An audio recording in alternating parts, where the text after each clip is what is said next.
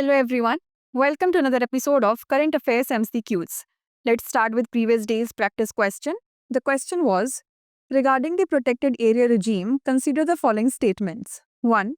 It is a set of regulations established under the Foreigners Protected Areas Order 1958. 2.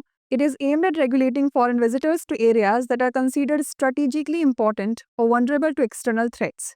Which of the statements given above is or are correct? 1 only, 2 only, both 1 and 2, neither 1 nor 2. The correct answer is option C, both 1 and 2.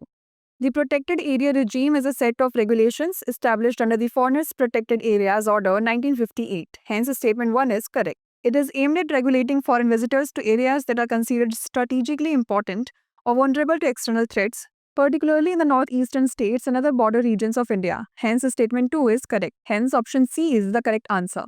Let's start today's session. The first question is, regarding the Ken-Betwa Link project, consider the following statements. 1. It is India's first initiative under the National Prospective Plan for interlinking rivers. 2.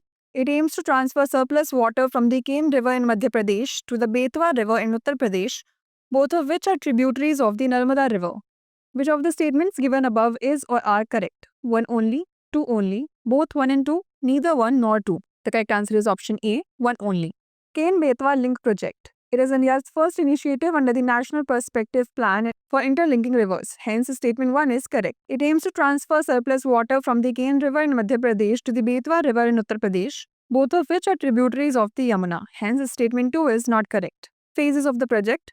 Phase 1. Construction of the Dodhan Dam Complex, low-level and high-level tunnels, Ken-Betwa Link Canal and powerhouses. Phase 2. Development of the Lower Ore Dam, located across the Ore River, a tributary of the Betwa, Bina Complex Project and Kotha Barrage. Hence, option A is the correct answer. Next, regarding the biodiversity credits, consider the following statements. 1. They are tradable financial instruments that reward positive biodiversity outcomes through the creation and sale of land or ocean-based units over a fixed period. 2. The World Economic Forum launched the Biodiversity Credits Initiative to unlock new financing for measurable positive outcomes for nature. Which of the statements given above is or are correct? 1 only, 2 only, both 1 and 2, neither 1 nor 2. The correct answer is option C, both 1 and 2.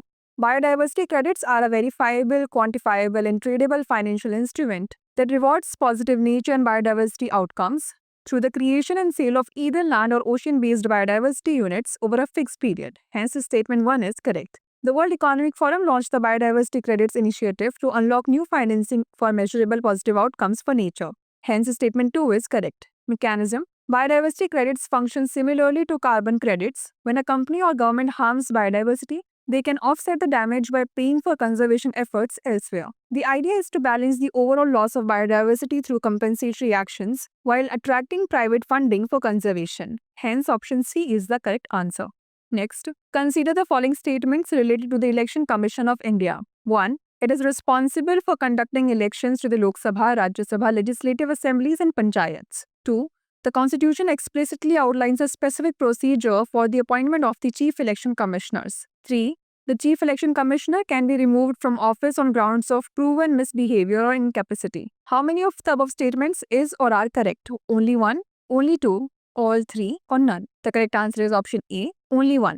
The Election Commission of India is responsible for conducting elections to the Lok Sabha, Rajya Sabha, legislative assemblies and presidential elections, but not panchayat elections, which are handled by the respective state election commissions. Hence, statement 1 is not correct. The Constitution of India does not explicitly outline the detailed procedure for the appointment of the Chief Election Commissioner and election commissioners. Hence, statement 2 is not correct. The Chief Election Commissioner can only be removed from office on the grounds of proven misbehavior or incapacity, and this requires a resolution passed by a majority in both houses of parliament, similar to the process of removing a Supreme Court judge. Hence, statement 3 is correct. Hence, option A is the correct answer. Next, with reference to the Lagrange points, consider the following statements. Lagrange point 1 lies between the Sun-Earth line. The James Webb Space Telescope orbits the Sun near the L2. Objects at L4 and L5 maintain stable positions due to the unique gravitational and centripetal forces acting on them. How many of the above statements is or are correct? Only 1, only 2, all 3, none. The correct answer is option C, all 3. Lagrange point 1 lies between the Sun and Earth, approximately 1.5 million kilometers inside Earth's orbit. Hence, statement 1 is correct. It is a point of gravitational equilibrium where the gravitational forces of the Earth and Sun, along with the centripetal force of an object, balance each other. The James Webb Space Telescope orbits the Sun near the second Lagrange point, which is about 1.5 million kilometers away from Earth in the opposite direction from the Sun. Hence, statement 2 is correct. This location allows the telescope to observe the universe without interference from Earth's shadow. Objects at Lagrange points L4 and L5 maintain stable positions due to the unique gravitational and centripetal forces acting on them. Hence, statement 3 is correct. These points form an equilateral triangle with the two larger bodies such as the Earth and the Sun, or the Sun and the Jupiter. Hence, option C is the correct answer. Next, consider the following statements regarding the provisions related to the governor in India.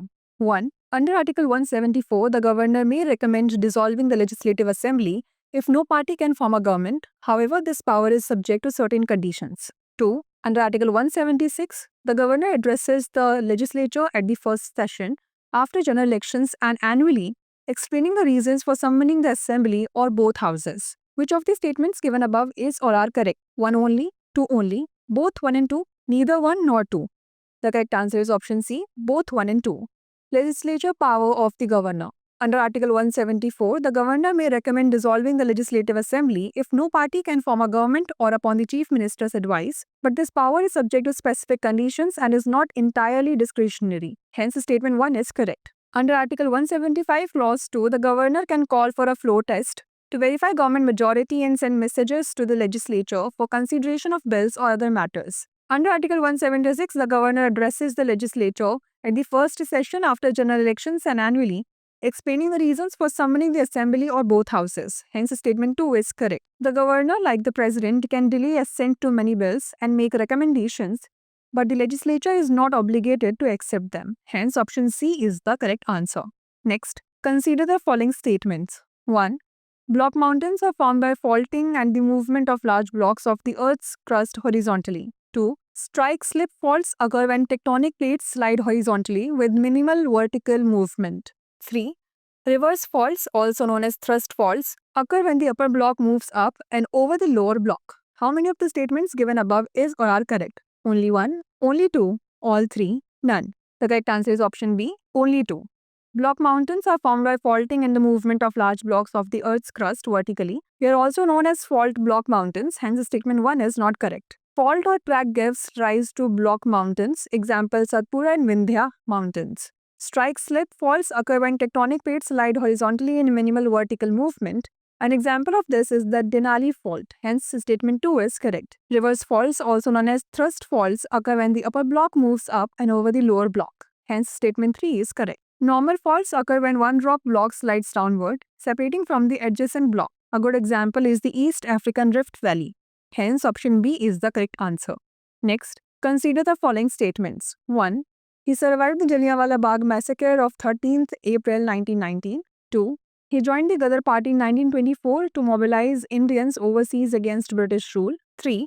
He assassinated Michael O'Dwyer and was hanged in 1940 at Pentonville Prison, London. Which of the following personalities is being identified by the above statements? Bhagat Singh, Kartar Singh Sarabha, Sardar Udham Singh, or Sohan Singh Bhakna? The correct answer is option C, Sardar Udham Singh.